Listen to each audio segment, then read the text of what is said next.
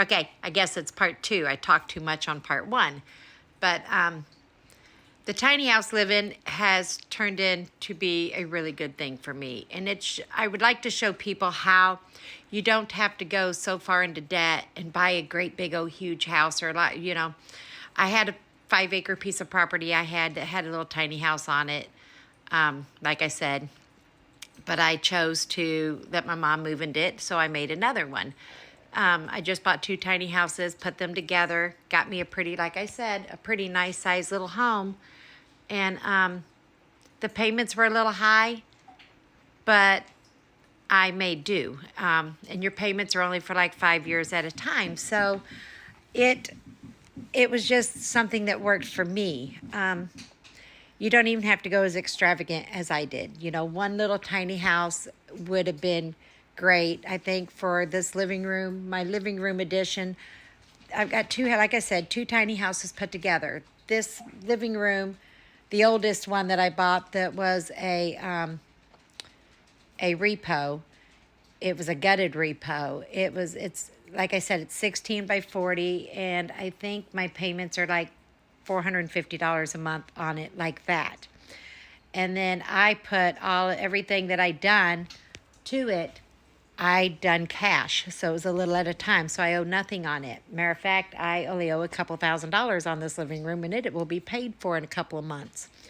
So, and then the one that I bought, of course, it was a lot more extravagant because I had them build my walls. I designed my floor plan. It is a 16 by 36. And, okay, in this living room edition, the 16 by 40, it's just a living room, a kitchen, a bathroom, and that little bitty hallway you've seen. That's it. So I got pretty big rooms. And then the new addition that I bought and had designed, it says 16 by 30, or 16 by 36, and it's just half of it's a bedroom, and then the other half is a second bathroom and the laundry room and that little bitty like 5 by 5 little hallway to it. So that allowed me to do really big rooms. But now my payment on it was extravagant, a little bit higher, and it was like $950 a month. But like I said, it had all the wiring. It was, what was great about it is I had it spray foamed insulated. So that jacked up the price quite a bit because the walls, the ceiling, and everything is spray foamed. I had to pay to have the spray foam in here, and that's not cheap. But like I said, they're 5-year plans, and if you can struggle through the 5 years and get them paid for, then your house is paid for, and then you just fix it up as you can. So I fixed up one side really, really well, and then to where it was really livable. And then I started, and I'm still working on this one. I got old tin ceilings. I love that look. I had it in my other one that I done up the hill when I redone them ceilings, and I loved it so much that I redone the ceilings like here, just old barn siding. And I had a carpenter cut it into 2 by 2 squares and put it up on the ceiling. So, and that's what I wanted. My floor in here is not done yet. It's still the plywood that it came with, so I have painted it, sealed it, and hopefully here by the end of this year I'll have a new floor in it. But now the floor in my bedroom is all done. It's actually tongue and groove wood floor that I decopaged on some. So, like I said, just a little at a time. Oh, my dog, she followed me back in, so I got to put her back in her pen. Hang on, Gemma. She's being put up. There you go. But the way I've done things, it works for me. You guys, a lot of people may not want to live and rough it a little bit like I did. But then again, I'm not going to have a mortgage for the next, oh, look at my hair. Whew. I'm not going to have that high mortgage for the next 25, 30 years of my life. In about 2 years, everything I own, if not sooner, will be paid for. And you can do it as simple and as cheap, as you want. And a lot of mine was done cheap, and a lot of it, and some of it wasn't. And it's just because I was able to, I just was able to do it. But if you follow me on this journey, you'll see how we're building something. I live in the country. I live down a gravel road. I don't have, well, I've got neighbors, but you can't see them. I love this life. This life works for me. I've got my own, my own freedoms, and I can do what I want on my property. We can have parties, we can be loud, we can shoot guns, we can do whatever. And I absolutely love it. I'm not a town person. I have been in the past, but I don't like it. I like to have my animals, and I like my privacy. This place it's just me and Mama 99% of the time.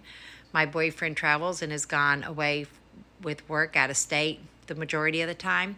So it's just us and our animals and a couple of guard dogs I got, and a lot of security cameras, and my kids come over and check on us all the time. They're over here constantly, kids and grandkids, and visiting and checking out the farm. So this is the life for me.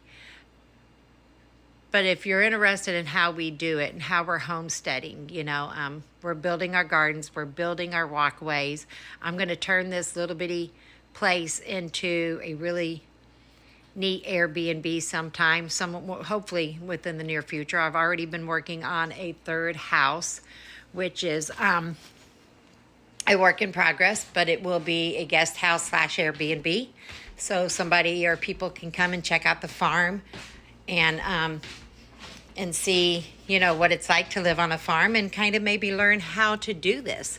Like I said, it's a work in progress, and I've got a lot of work to do, but this is out my kitchen window, and that's going to be the Airbnb. Right there is my garden.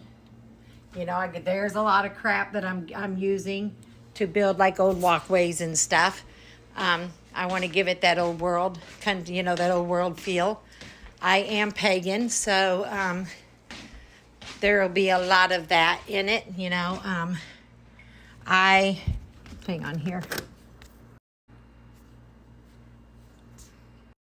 I'll show you what you see when you kind of look out my door. And remember, it's all a work in progress, but there's a garden. It's not as bad as it looks. This side needs some weeded, but all the other side has actually been weeded and looks pretty good.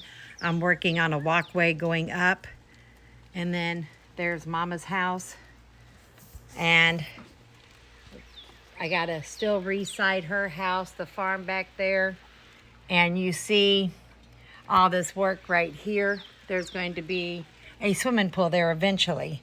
I've got my puppies out in the front yard. Yes, they're fine. I keep going out and checking on them. They're dry, but I keep moving around. They've got a little side yard that I'm working on right now, but it is not finished yet. So I just keep moving them around in their little pens in my front yard. So they're right here, and I can check on them and see them. And they're doing good. So I've got 10 of them out there. And then, of course, you've seen there's 6 in my bedroom. And so we've always got puppies. I absolutely love having my puppies. But anyway, as I've rambled on, getting back to the point, I don't know exactly where to take this platform. Do I keep doing the way I'm doing and show you a little bit of everything and you guys just think, wow, what is this? Or do I try to kind of stick to one thing and make it more of a work in progress, homesteading, learning from tiny houses, and watching me grow and turn it into something? Anyway, I just need your feedback. Kind of tell me what you think. Peace out. Happy Sunday.